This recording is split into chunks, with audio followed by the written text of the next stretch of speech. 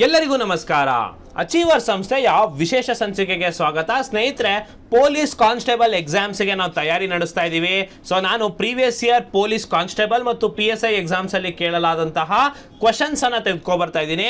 ಯಾಕೆ recent questions ಅನ್ನ solve ಮಾಡಿಸ್ತಾ ಇದ್ದೀವಿ ಅಂತಂದ್ರೆ, ಸೊ ಇದೇ ಮಟ್ಟದಲ್ಲಿ ಅಥವಾ ಇದೇ ಟ್ರೆಂಡ್ ನಲ್ಲಿ ನಿಮಗೆ ಕ್ವಶನ್ಸ್ ಅನ್ನ ಕೇಳಲಾಗುತ್ತೆ. ಸೊ ಹಾಗಾಗಿ ನಿಮಗೆ ಯಾವ ತರ ಕ್ವಶನ್ಸ್ ಕೇಳ್ತಾರೆ ಅನ್ನೋದಕ್ಕಾದ್ರೂ ನೀವು ಇದನ್ನ ನೋಡ್ಲೇಬೇಕಾಗುತ್ತೆ. ಸೊ ಕರ್ನಾಟಕ ಹಿಸ್ಟ್ರಿಗೆ ಆಲ್ರೆಡಿ ವಿಡಿಯೋ ಮಾಡಿದ್ವಿ. ಸೊ ಅದರ ನಂತರ ಕಂಪ್ಯೂಟರ್ ಅನ್ನ ಮಾಡಿದ್ದೆ. ಸೊ ಎನ್ವಿರಾನ್ಮೆಂಟ್ ಅಂಡ್ ಎಕಾಲಜಿ ಮಾಡಿದ್ದೆ. ಸೊ ಇವತ್ತಿನ ವಿಡಿಯೋದಲ್ಲಿ ಸೈನ್ಸ್ ಅಂಡ್ ಟೆಕ್ನಾಲಜಿ ಕ್ವಶನ್ಸ್ ಅನ್ನ ನೋಡೋಣ. ಸೊ ಒಂದು 6 ಎಕ್ಸಾಮ್ಸ್ ಅಲ್ಲಿ ಅರೌಂಡ್ ಕನಿಷ್ಠ ಒಂದು 25 ಪ್ರಶ್ನೆಗಳು ಸೈನ್ಸ್ ಅಂಡ್ ಟೆಕ್ನಾಲಜಿಯಲ್ಲಿ ಬಂದಿದೆ. ಸೊ ಹಾಗಾದ್ರೆ ಯಾವ ರೀತಿ ಕ್ವಶನ್ಸ್ ಬಂದಿದೆ ಅಂತ ಒಂದೊಂದಾಗೆ ನೋಡ್ಕೊಳ್ತಾ ಹೋಗೋಣ. ಸೊ ಸ್ನೇಹಿತರೆ, ಪ್ರೀವಿಯಸ್ ಇಯರ್ ಕ್ವಶನ್ ಡಿಸ್ಕಷನ್ ಒಂದು ವಿಡಿಯೋಗೆ ತಮ್ಮೆಲ್ಲರಿಗೂ ಸ್ವಾಗತ. ಮೊದಲನೇದಾಗಿ ಸಿವಿಲ್ PC ಏನು ಸಿವಿಲ್ PC NHK ನಾನ್ ಹೈದರಾಬಾದ್ ಕರ್ನಾಟಕ 25 ಫೆಬ್ರವರಿ 2024 ನಡೆದಿತ್ತು. ಅದರಲ್ಲಿ ಎಷ್ಟು ಕ್ವಶನ್ ನೋಡಿ, 6 ಕ್ವಶನ್ ಅನ್ನ ಕೇಳಲಾಗಿತ್ತು. ಸೊ ಆ ಕ್ವಶನ್ಸ್ ಅನ್ನ ನಾವು ಇವಾಗ ಡಿಸ್ಕಸ್ ಮಾಡೋಣ. ಸೊ ಮೊದಲನೇ ಕ್ವಶನ್ ನೋಡಿ, Chandrayaan 3 names lander and rover respected. ನೋಡಿ, ಇದು ಏನಾಗುತ್ತೆ, ಆಕ್ಚುಲಿ ಇದು ಕರೆಂಟ್ ಅಫೇರ್ಸ್ ಕ್ವಶನ್ ಸ್ನೇಹಿತರೆ. ಏನಂದ್ರೆ ಆಗಿನ ಏನು 2024ಕ್ಕೆ ಎಕ್ಸಾಮ್ ನಡೆದಿದೆ. ಸೊ 23ಯಲ್ಲಿ ಅತಿ ದೊಡ್ಡ ಸಾಧನೆ ಆಗಿತ್ತು ನಮ್ಮ ಭಾರತ ದೇಶದ್ದು. ಸೊ ಚಂದ್ರಯಾನ 3 ಸಕ್ಸಸ್ ಆಗಿದಂಥದ್ದು. ಸೊ ಅದರ ಲ್ಯಾಂಡರ್ ಮತ್ತು ರೋವರ್ನ ಹೆಸರು ಕೇಳಿದ್ರು. ಸೊ ಲ್ಯಾಂಡರ್ ಹೆಸರು ವಿಕ್ರಮ್ ಸ್ನೇಹಿತರೆ, ವಿಕ್ರಮ್ ಲ್ಯಾಂಡರ್. ಹಾಗೆ ರೋವರ್ ಹೆಸರು ಪ್ರಜ್ಞಾನ್ ರೋವರ್ ಅಂತ ಹೇಳ್ಬಿಟ್ಟು. ಸೊ ಮೊದಲನೇ ಆಪ್ಷನ್ನೇ ಸರಿಯಾಗಿ ಉತ್ತರ ಇದೆ. ಸೊ ಕನ್ಫ್ಯೂಸ್ ಮಾಡ್ಕೊಬಾರ್ದು. ಲ್ಯಾಂಡರ್ ಹೆಸರು ವಿಕ್ರಮ್, ರೋವರ್ ಹೆಸರು ಪ್ರಜ್ಞಾನ್. ಸೊ ಹಾಗಾಗಿ ಇಲ್ಲಿ ಚಂದ್ರಯಾನ್ 3 ಬಗ್ಗೆ ನಾವು ಸುಮಾರು ಕ್ವಶನ್ಸ್ನ ನೋಡ್ತೀವಿ. ಸೊ ಹಾಗಾಗಿ ನಾನು ನಿಮಗೆ ಒಂದಿಷ್ಟು ಮಾಹಿತಿಯನ್ನು ಕೊಡೋಕ್ಕೆ ಬಯಸ್ತೀನಿ. ಸೊ ಇದಕ್ಕೆ ಸರಿಯಾದ ಉತ್ತರ ನೋಡೋಣ. ಆಪ್ಷನ್ ಎ ಸರಿಯಾದ ಉತ್ತರ ಆಗಿತ್ತು. ಓಕೆ ಸ್ನೇಹಿತರೆ, ಚಂದ್ರಯಾನ 3 ಬಗ್ಗೆ ಒಂದಿಷ್ಟು ಪಾಯಿಂಟ್ಸ್ ಹೇಳ್ತೀನಿ. ಇದೇ ಥರ ನೀವು ಸೈನ್ಸ್ ಆ್ಯಂಡ್ ಟೆಕ್ನಾಲಜಿಯಲ್ಲಿ ಆದಿತ್ಯ L1 ಆಗಿರ್ಬೋದು, ಈಗ ಚಂದ್ರಯಾನ 4 ಸುದ್ದಿಯಲ್ಲಿದೆ ಅದಾಗಿರ್ಬೋದು, ಬೇರೆ ಬೇರೆ ಮಿಷನ್ಗಳ ಬಗ್ಗೆ ನೋಡ್ಕೋಬೇಕು. ಸೊ ಇದನ್ನೊಂದು ಸ್ವಲ್ಪ ಮಾಹಿತಿ ಕೊಟ್ಬಿಡ್ತೀನಿ. ಸೊ ನೋಡಿ, ಇದು ಮೂನ್ಸ್ ಸೌತ್ ಪೋಲಿಗೆ ಆಗಿತ್ತು. ಸೊ ಚಂದ್ರಯಾನ 3 ಲ್ಯಾಂಡ್ ಆಗಿದ್ದ ಜಾಗವನ್ನು ಶಿವಶಕ್ತಿ ಪಾಯಿಂಟ್ ಅಂತ ಕರೆದ್ರು. ಚಂದ್ರಯಾನ 2 ಕ್ರ್ಯಾಶ್ ಆಗಿತ್ತಲ್ವ 2019ರಲ್ಲಿ, ಆ ಪಾಯಿಂಟನ್ನು ತಿರಂಗ ಪಾಯಿಂಟ್ ಅಂತ ಕರೀತಾ ಇದ್ದಾರೆ. ಸೊ ಇವೆಲ್ಲ ಈ ಥರ ಪಾಯಿಂಟ್ಸ್ನ ಕೇಳ್ತಾರೆ. ಸೊ ಈಗ ಚಂದ್ರಯಾನ 3 ಸ್ವಲ್ಪ ಔಟ್ಡೇಟೆಡ್ ಆಗಿದೆ, 2023ಯಲ್ಲಿ ನಡೆದಿದ್ದಾಗಿತ್ತು. ಬಟ್ ಅದ್ರ ಬಗ್ಗೆ ಮಾಹಿತಿ ನೋಡೋಣ. ಮತ್ತೆ ಇನ್ನೊಂದು, ಆಗಸ್ಟ್ 23ಕ್ಕೆ ಏನು ಸಾಫ್ಟ್ ಲ್ಯಾಂಡಿಂಗ್ ಮಾಡ್ತು ಚಂದ್ರಯಾನ 3, ಆ ದಿನವನ್ನ ಭಾರತ ನ್ಯಾಷನಲ್ ಸ್ಪೇಸ್ ಡೇ, ರಾಷ್ಟ್ರೀಯ ಬಾಹ್ಯಾಕಾಶ ದಿನ ಅಂತ ಹೇಳ್ಬಿಟ್ಟು ಆಚರಣೆ ಮಾಡ್ತಾ ಇದೆ. ಸೊ ಹಾಗಾದ್ರೆ ಚಂದ್ರಯಾನ್ 3 ಇದ್ದಂಥ ಆಬ್ಜೆಕ್ಟಿವ್ಸ್ ಏನೇನು ಅಂದ್ರೆ, ಮೊದಲನೇದು ಲೂನಾರ್ ಸರ್ಫೇಸ್ ಮೇಲೆ ಸಾಫ್ಟ್ ಲ್ಯಾಂಡಿಂಗ್ ಅನ್ನ ಮಾಡಬೇಕು. ಇದೇ 2019ರಲ್ಲಿ ಆದಂತಹ ಚಂದ್ರಯಾನ 2 ಇದನ್ನ ಮಾಡಲಿಕ್ಕೆ ಫೇಲ್ಯೂರ್ ಆಗಿತ್ತು. ಸೊ ಇದರ ಮೊದಲನೇ ಉದ್ದೇಶನೇ ಅದು ಸಾಫ್ಟ್ ಲ್ಯಾಂಡಿಂಗ್ ಮಾಡಬೇಕು. ನಂತರ ರೋವರ್ ಮೂನ್ ಮೇಲೆ ರೋವಿಂಗ್ ಮಾಡಬೇಕು ಅಂತ, ಏನು ಪ್ರಜ್ಞಾನ್ ರೋವರ್ ಅಂತ ಹೇಳಿದೆ. ಸೊ ಅದು ರೋವರ್ ಮಾಡ್ಬೇಕಂತ ಹೇಳ್ಬಿಟ್ಟು, ಈಗ ಅದಾದಮೇಲೆ ಇನ್ಸಿಟು ಎಕ್ಸ್ಪೆರಿಮೆಂಟ್ ಅನ್ನ ಮಾಡಬೇಕು. ಸೊ ಇನ್ಸಿಟು ಎಕ್ಸ್ಪೆರಿಮೆಂಟ್ನ ಏನು ಲೂನಾರ್ ಡೇ ಅಲ್ಲಿ ಅಂದರೆ 14 ದಿನಕ್ಕೆ ಸೈಂಟಿಫಿಕ್ ಎಕ್ಸ್ಪೆರಿಮೆಂಟ್ಸ್ನ ಮಾಡಲಿಕ್ಕೆ ಕೊಟ್ಟಿತ್ತು. ಸೊ ಚಂದ್ರಯಾನ 3 ಆಲ್ಮೋಸ್ಟ್ ಎಲ್ಲ ಎಕ್ಸ್ಪೆರಿಮೆಂಟ್ಸ್ನ ಮಾಡ್ತು, ಸಕ್ಸಸ್ಫುಲ್ ಮಾಡ್ತು. ಇನ್ನು ಇದಂಥ ಪೇಲೋಡ್ ಬಗ್ಗೆ ಕ್ವಶನ್ಸ್ ಬರುತ್ತೆ. ಚಾಸ್ಟೇ ಅಂತ ಒಂದು ಪೇಲೋಡ್ ಇತ್ತು. ಚಾಸ್ಟೇ ಅಂದರೆ ಚಂದ್ರ ಸರ್ಫೇಸ್ ಥರ್ಮೋಫಿಸಿಕಲ್ ಎಕ್ಸ್ಪೆರಿಮೆಂಟ್ ಅಂತ. ಸೊ ಹಾಗೆ ಇದು ವಿಕ್ರಮ್ ಲ್ಯಾಂಡರ್ನಲ್ಲಿತ್ತು. ಇದು ಟೆಂಪ್ರೇಚರನ್ನು ಇದು ಮಾಡ್ತು. ಸೊ ಮೂನಿನ ಥರ್ಮಲ್ ಬಿಹೇವಿಯರನ್ನು ಅದು ಏನು ಮಾಡ್ತು, ಅರ್ಥ ಮಾಡಿಸ್ತು. ತುಂಬ ಅದ್ಭುತವಾಗಿದೆ ನೋಡಿ. ಚಂದ್ರ ನಿಮಗೆ ಅನಿಸುತ್ತೆ ತುಂಬ ಕೋಲ್ಡ್ ಪ್ಲಾನೆಟ್ ಅಂತ, ಬಟ್ ನಿಮಗೆ ಸರ್ಫೇಸಲ್ಲಿ ಏನು ಟೆಂಪ್ರೇಚರ್ ಇತ್ತಲ್ವಾ, ನೀವು ಸ್ವಲ್ಪ 1 ಅಡಿ ಏನಾದರೂ ಮಣ್ಣನ್ನು ತೆಗೆದ್ರೆ ಅಂದರೆ ಸ್ವಲ್ಪ ಕೆಳಗೆ ಹೋದರೆ ಟೆಂಪ್ರೇಚರ್ ತುಂಬ ರ್ಯಾಡಿಕಲಿ ಚೇಂಜ್ ಆಗ್ತಾ ಇರೋದನ್ನು ಈ ಚಂದ್ರಯಾನ 3 ಗಮನಿಸಿತ್ತು. ಇನ್ನು laser induced break down spectroscopy instrument ನಮ್ಮ ಪ್ರಜ್ಞಾನ್ ರೋವರ್ನಲ್ಲಿತ್ತು. ಸೊ ಇದು ಪ್ರೆಸೆನ್ಸ್ ಆಫ್ ಸಲ್ಫರ್ ಆನ್ ಏನು ಲೂನಾರ್ ಸರ್ಫೇಸ್ನಲ್ಲಿದ್ದಂತಹ ಸಲ್ಫರ್ ಅಂಶವನ್ನು ಕಂಡುಹಿಡಿಯಿತು ಸೌತ್ ಪೋಲ್ನಲ್ಲಿ. ಸೊ ಇನ್ನು thin plasma the Langmuir probe ಅಂತ ಒಂದಿತ್ತು. ಸೊ ಇದು ಪ್ಲಾಸ್ಮಾ ಬಗ್ಗೆ ಸ್ಟಡಿ ಮಾಡ್ತು. ಇನ್ನೊಂದು ಎಲಿಸಾ ಅಂತ ಇತ್ತು ನೋಡಿ, instrument of lunar seismic activity. ಇದು ಚಂದ್ರದಲ್ಲಿ ಆಗುವಂಥ ಸೆಸ್ಮಿಕ್ ಆಕ್ಟಿವಿಟಿಯನ್ನು ಮಾಡ್ತು. ಸೊ ಇನ್ನು ಚಂದ್ರಯಾನ 3 ರೋವರು 4 ಮೀಟರ್ ಡಯಾಮೀಟರ್ ಇರೋ ಒಂದು ಏನು ಗುಂಡಿ ಕ್ರೇಟರ್ ಅನ್ನ ಕೂಡ ಕಂಡುಹಿಡಿದಿತ್ತು. ಸೊ ಇನ್ನು ಚಂದ್ರಯಾನ 3 ಎಲ್ಲಿಂದ ಹಾರಿಸಿದ್ದು ಅಂತ ಅಂದ್ರೆ ಸತೀಶ್ ಧವನ್ ಸ್ಪೇಸ್ ಸೆಂಟರ್ ಶ್ರೀಹರಿಕೋಟಾದಿಂದ ಆಗಿತ್ತು. ಸೊ ಇದನ್ನ ಯಾವುದ್ರ ಜೊತೆ ಹಾರಿಸಿದ್ರು ಅಂದ್ರೆ geosynchronous satellite launch vehicle GSLV Mark 3. ಇದನ್ನು ಕೇಳಿದಾರೆ ಕೂಡ ಇತ್ತೀಚಿನ SSC ಎಕ್ಸಾಮ್ಸ್ಗಳಲ್ಲೂ ಕೂಡ. ಸೊ ಇದು ಮತ್ತೆ ಎಲೆಪ್ಟಿಕಲ್ ಪಾರ್ಕಿಂಗ್ ಆರ್ಬಿಟ್ ನಲ್ಲಿ ಇಂದ ಮಾಡಿದ್ದು. ಇದರ ಮಿಷನ್ ಡೈರೆಕ್ಟರ್ ಮೋಹನ ಕುಮಾರ್ ಆಗಿದ್ರು ಚಂದ್ರಯಾನ 3ಗೆ. ಸೊ ಇನ್ನು ಇದರ ಡೈರೆಕ್ಟರ್ ಬಂದ್ಬಿಟ್ಟು ಪ್ರಾಜೆಕ್ಟ್ ಡೈರೆಕ್ಟರ್ ಬಂದು ಪಳಿನಿವೇಲ್ ವೀರು ಮುತವೆಲ್ ಆಗಿದ್ರು. ಇನ್ನು ಚಂದ್ರಯಾನ 2ನ ಮಿಷನ್ ಡೈರೆಕ್ಟರ್ ರೀತು ಕರಿದಾಳ್ ಆಗಿತ್ತು. ಇವ್ರನ್ನ ರಾಕೆಟ್ ವುಮನ್ ಆಫ್ ಇಂಡಿಯಾ ಅಂತ ಕರೀತಾರೆ. ಕರೀತಾರೆ, ಇವ್ರು ನೆನಪಲ್ಲಿರಲಿ. ಇನ್ನು ಚಂದ್ರಯಾನ್ 1 ಡೈರೆಕ್ಟರ್ ಮೈಲಸ್ವಾಮಿ ಅಣ್ಣದುರೈ ಅವರು ಆಗಿದ್ರು. ಸೊ ಇದು ಚಂದ್ರಯಾನ 1, 2, 3 ಡೈರೆಕ್ಟರ್ಸ್ ಯಾರ್ಯಾರು ಅಂತ ನಾನು ನಿಮಗೆ ಹೇಳಿದ್ದೀನಿ. ಇನ್ನು ನಾನು ನಿಮಗೆ ಹೇಳಿದ್ನಲ್ವಾ ಅದರಲ್ಲಿ ಇದ್ದಂಥ ಪೇಲೋಡ್ಗಳು ಏನೇನು ಅಂತ. ಒಂದು ರಂಬಾ LP ಇತ್ತು, ಲ್ಯಾಗ್ಮಿಯರ್ ಪ್ರೋಬ್. ಒಂದು ಚಾಸ್ಟೆ ಇತ್ತು, ಒಂದು ಸರ್ಫೇಸ್ ಥರ್ಮೋ ಫಿಸಿಕಲ್ ಎಕ್ಸ್ಪೆರಿಮೆಂಟ್ ಆಗುವಂಥದ್ದು. ಇನ್ನೊಂದು ಇಲ್ಸಾ ಇತ್ತು, ಇಲ್ಸಾದಲ್ಲಿ ಲೂನಾರ್ ಸಿಸ್ಟಮಿಕ್ ಆಕ್ಟಿವಿಟಿ ಇರುವಂಥ ಪೇಲೋಡ್ ಇತ್ತು. ಇನ್ನು ರೋವರ್ನ ಪೇಲೋಡಲ್ಲಿ APXS ಮತ್ತು ಲಿಪ್ಸ್ ಇತ್ತು. APXS ಅಂದರೆ ಆಲ್ಫಾಪೆಟಿಕಲ್ ಎಕ್ಸ್ರೇ ಸ್ಪೆಕ್ಟ್ರೋಮೀಟರ್, ಹಾಗೆ ಲಿಪ್ಸ್ ಅಂದರೆ laser induced break down spectroscope ಅಂತ ಇತ್ತು. ಇನ್ನು ಪ್ರಪಲ್ಷನ್ ಮಾಡಲು ಶೇಪ್ ಅಂತ ಕರೀತಾರೆ. ಸೊ ಇದಿತ್ತು. ಈಗ ನಾನು ಒಂದು ಸ್ವಲ್ಪ ಅದರ ಬಗ್ಗೆ ಹೇಳ್ಬಿಡ್ತೀನಿ ನೋಡಿ. ಚಂದ್ರಯಾನ 3 ಎಲ್ಲಿ ಲಾಂಚ್ ಆಗಿದೆ ಅಂದರೆ ಎಲ್ಲಿಗೆ ಲ್ಯಾಂಡ್ ಆಗಿದೆ ಅಂದರೆ ಈ ಸೌತ್ ಪೋಲಲ್ಲಿ. ಸೊ ಯಾವುದೇ ದೇಶ ಪ್ರಪಂಚದಲ್ಲಿ ಚಂದ್ರಯಾನ 3 ಏನು ಲ್ಯಾಂಡ್ ಆಗಿದೆ ಅಲ್ವ, ಈ ಜಾಗಕ್ಕೆ ಹೋಗೇ ಇಲ್ಲ. ಇಲ್ಲಿ ನಿಮಗೆ ಗಮನಿಸಿರ್ಬೋದು, ಇಲ್ಲಿ ಬೇರೆ ಬೇರೆ ಚಿತ್ರಗಳು, ಇಲ್ಲೆಲ್ಲ ಬೇರೆ ಬೇರೆ ದೇಶದ ಒಂದು ರೋವರ್ಗಳು ಲ್ಯಾಂಡ್ ಆಗಿದ್ದಾವೆ. ಆದರೆ ಈ ಸೌತ್ ಪೋಲಿಗೆ ಆದಂಥದ್ದು ಮೊದಲನೇ ದೇಶ ನಮ್ಮ ಭಾರತ. ತುಂಬ ಹೆಮ್ಮೆಯ ವಿಷಯ. ಸೊ ಆಗಸ್ಟ್ 23ನೇ ತಾರೀಕು ಆಯಿತು, ಅವತ್ತು ನ್ಯಾಷನಲ್ ಸ್ಪೇಸ್ ಡೇ ಅಂತ ಕರಿತೀವಿ.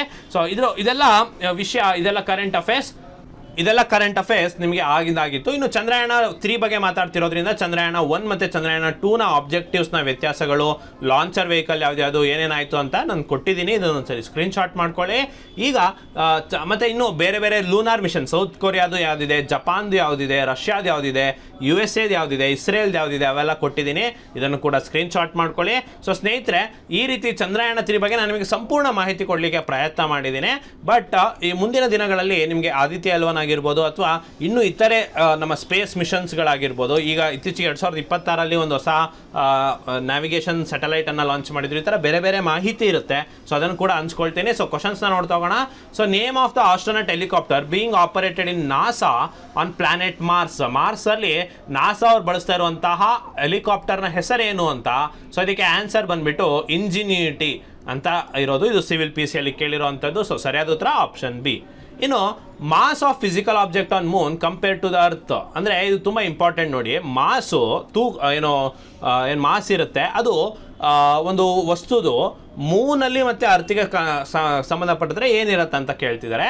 ಸೊ ಇದಕ್ಕೆ ಸರಿಯಾದ ಉತ್ತರ ವಿಲ್ ರಿಮೇನ್ಸ್ ದ ಸೇಮ್. ಯಾವುದೇ ರೀತಿ ಹಾಗೇ ಇರುತ್ತೆ, ಯಾಕೆ ಬದಲಾಗಲ್ಲ. Acceleration due to gravity same ಇರುತ್ತೆ.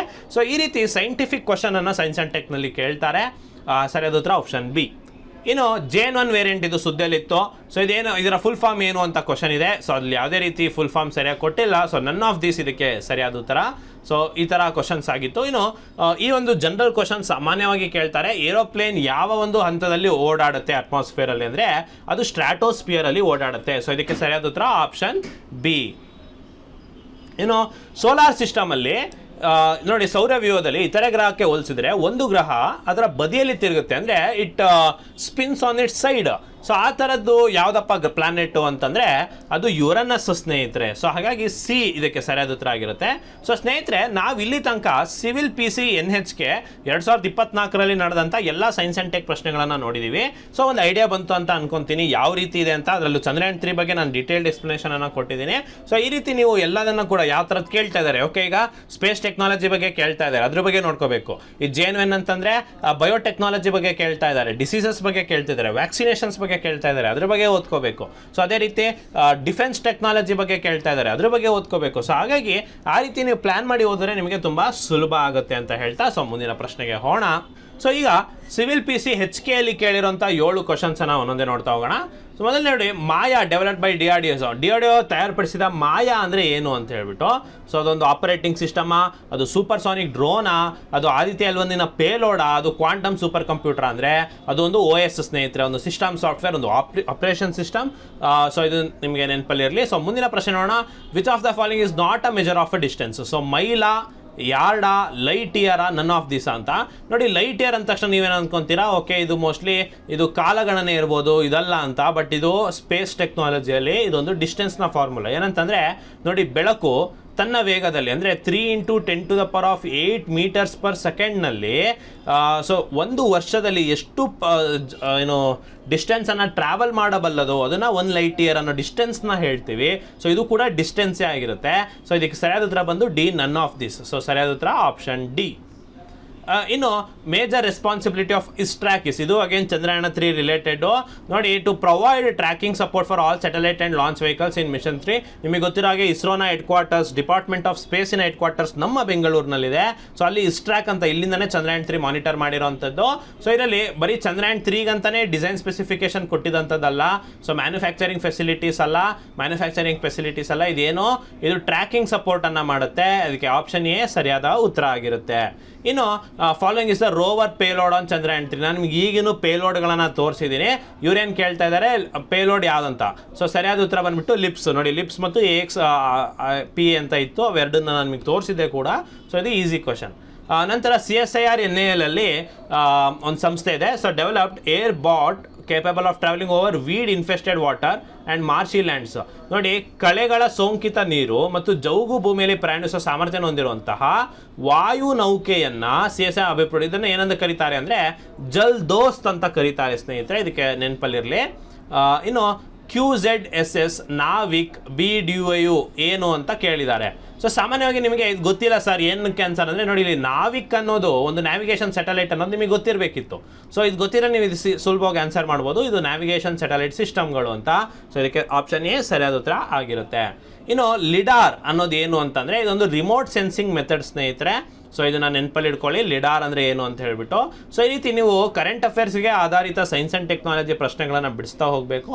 ಸೊ ನಾನು ಅದಕ್ಕೆ ನನಗೆ ಪ್ರೀವಿಯಸ್ ಇಯರಲ್ಲಿ ಯಾವ್ಯಾವ ಥರ ಕೇಳಿದ್ದಾರೆ ಅನ್ನೋದನ್ನು ತೋರಿಸ್ತಾ ಇದ್ದೀನಿ. ಸೊ ಈಗ CRDR PC-ಯಲ್ಲಿ 2 ಕ್ವಶನ್ ಕೇಳಿದ್ರು, ಅದು ಯಾವ ಥರ ಇದೆ ನೋಡ್ತಾ ಹೋಗೋಣ. So full form of GSM ಅನ್ನು ಕೇಳಿದ್ದಾರೆ. ಸೊ GSM-ಇನ ಫುಲ್ ಫಾರ್ಮ್ ಏನು ಅಂತ. ಸೊ ಯಾಕಂದರೆ ಇದು ಸೈನ್ಸ್ ಆ್ಯಂಡ್ ಟೆಕ್ನಾಲಜಿಯಲ್ಲಿ ಬರುವಂಥದ್ದು. ಸೊ ಏನಪ್ಪ ಇದು GSM ಅಂತಂದರೆ ಸರಿಯಾದ ಉತ್ತರ ಗ್ಲೋಬಲ್ ಸಿಸ್ಟಮ್ ಫಾರ್ ಮೊಬೈಲ್ ಅಂತ ಹೇಳ್ಬಿಟ್ಟು ಅರ್ಥ. GPS-ಗೆ ನೀವು ಗೊತ್ತಿರುತ್ತೆ, GSM ಕೂಡ ತಿಳ್ಕೊಳ್ಳಿ.